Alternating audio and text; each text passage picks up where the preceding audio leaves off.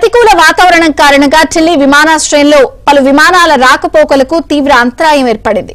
దీంతో ప్రయాణికులు తీవ్ర ఇబ్బందులు పడుతున్నారు. దాదాపు 12 గంటలకు పైగా విమానాశ్రయాల్లోనే చిక్కుకుపోయినట్లు ఎక్స్ వేదికగా తమ ఆవేదనను పంచుకుంటున్నారు.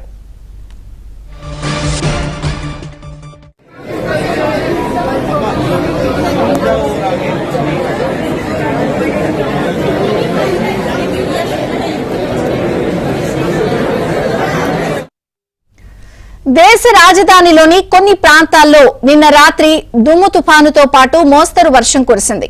బలమైన ఈదురుగాలులు వీచాయి. దీని కారణంగా కొన్ని చోట్ల చెట్లు కొమ్మలు విరిగిపడ్డాయి.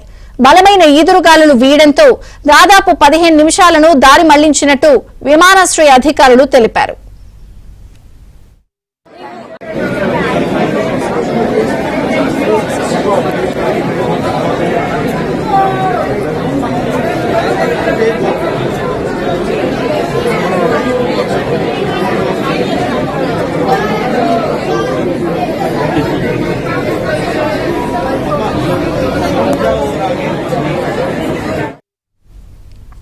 ఈ నేపథ్యంలోనే ఎయిర్ ఇండియా, ఇండిగో విమానయాన సంస్థలు తమ ప్రయాణికులకు అడ్వైజరీ జారీ చేశాయి.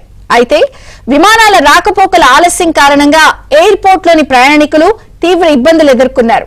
దాదాపు 12 గంటలుగా విమానాశ్రయంలోనే వేచి చూస్తున్నారు. విమానాశ్రయం అధికారులు సరైన సమాచారం ఇవ్వడం లేదు అంటూ పలువురు ప్రయాణికులు ఆగ్రహం వ్యక్తం చేస్తున్నారు.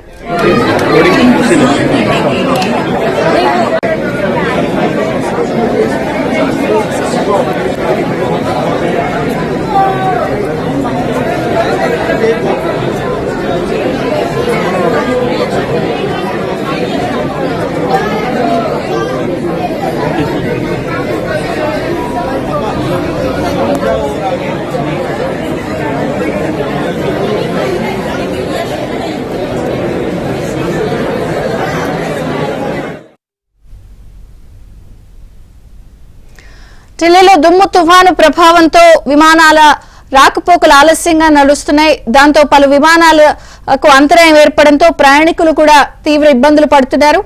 ఢిల్లీ నుంచి ప్రతినిధి సతీష్ వివరాలు అందిస్తారు. సతీష్, విజయచంద్రిక దేశ రాజధాని ఢిల్లీలో నిన్న కొన్ని ప్రాంతాల్లో దుమ్ము ధూళితో పాటు మోస్తరు వర్షాలు కురిసి బలమైన ఈదురుగాలు వేయడంతో పాటు దాని కారణంగా కొన్ని చోట్ల రోడ్ల పైన చెట్ల కొమ్మలు విరిగిపడ్డాయి. కొన్ని వాహనాలు సైతం కూడా ధ్వంసమై ఈదురుగాలు వేయడంతో దాదాపు 15 విమానాలను నిన్న అర్ధరాత్రి దారి మళ్లించినట్టు కూడా విమానాశ్రయ అధికారులు తెలిపారు. ఈ నేపథ్యంలోనే ఎయిర్ ఇండియా, ఇండిగో విమానయాన సంస్థకు సంబంధించిన పలువురు ప్రయాణికులకు సైతం కూడా ఒక అడ్వైజరీ జారీ చేయడం జరిగింది. విమానాల రాకపోకలకు సంబంధించిన అంశాలు కూడా కొంత ఆలస్యం ఎదుర్కొన్నారు. ప్రయాణికులు పెద్ద ఎత్తున కూడా తీవ్ర ఇబ్బందులు ఎదుర్కొన్నారు. దాదాపు 12 గంటల పాటు విమానాశ్రయాన్ని వేచి చూశారు. నిన్న ఒక్కసారిగా దేశ రాజధాని ఢిల్లీలో వాతావరణంలో కొంత మార్పు జరిగింది.